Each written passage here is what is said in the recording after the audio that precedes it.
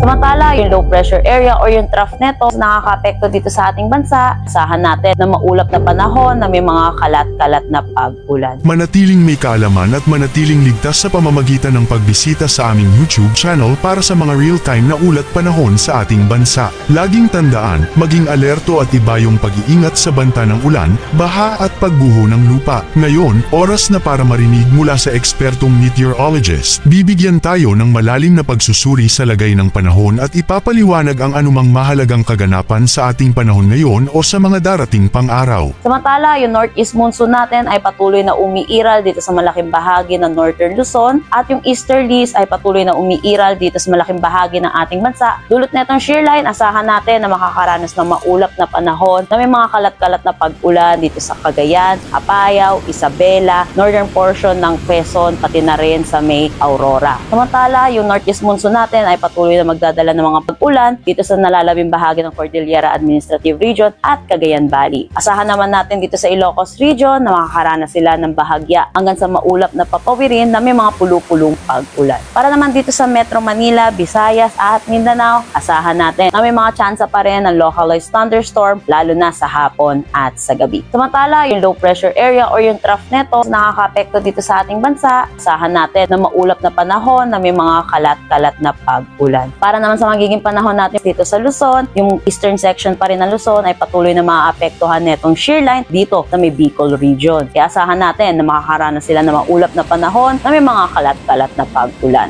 Para naman dito sa nalalabing bahagi ay asahan natin na makakaranas pa rin tayo ng mga pag-ulan dulot pa rin ng northeast monsoon or ng hanging amihan. Yung Kalayaan Islands naman, asahan din natin na makakaranas pa rin sila ng maulap na panahon dulot pa rin netong trough ng low pressure area mismo sa ating bansa. Para naman sa magiging panahon natin dito sa Visayas at Mindanao, patuloy na iiral ang easterlies kaya asahan natin na magiging maaliwalas ang panahon. Ngayon, malalaman naman natin ang lagay ng panahon sa mga susunod o darating pang araw. Bago mo ipagpatuloy, huwag kalimutang mag-subscribe at pindutin ang notification bell para lagi kang updated sa ulat panahon sa ating bansa. Huwag mo ring kalimutang ibahagi ang video na ito para makatulong o malaman ng iba pang kababayan natin ang lagay ng panahon sa ating bansa. Para naman sa magiging panahon natin sa susunod na 3 araw dito sa mga piling syudad ng ating bansa, para sa Legazpi, magkakaroon tayo ng surge netong northeast monsoon at kaya asahan natin na makakaranas din sila ng mga bahagya hanggang sa maulap na panahon na may mga kalat-kalat na pag-ulan dulot ng northeast monsoon or ng hanging amihan. Para naman dito sa Baguio, throughout the 3 days, asahan natin na makakaranas sila ng maulap na panahon na may mga pag-ulan dulot pa rin ng northeast monsoon. Sa Metro Manila, patuloy pa rin tayo maapektuhan ng northeast monsoon kaya asahan natin ang bahagya hanggang sa maulap na papawirin na may mga pulu-pulong ng pag-ulan. Para naman sa Metro Cebu at Metro Davao, easterlies pa rin ang patuloy na umiiral kaya asahan natin na magiging generally fair weather naman ang mararanasan nila. May nakataas tayong gale warning dito sa mga coastal waters na itong mga lalawigan na ito kaya pinapaalalahanan po natin ang mga kababayan natin mangingisda at may mga sasakyang maliit pandagat na delikado po pumalaot sa mga nasabing coastal waters. Yan muna ang ating weather update ngayon. Sana ay nakita ninyo ang broadcast na ito na nagbibigay kaalaman at kapaki-pakinabang.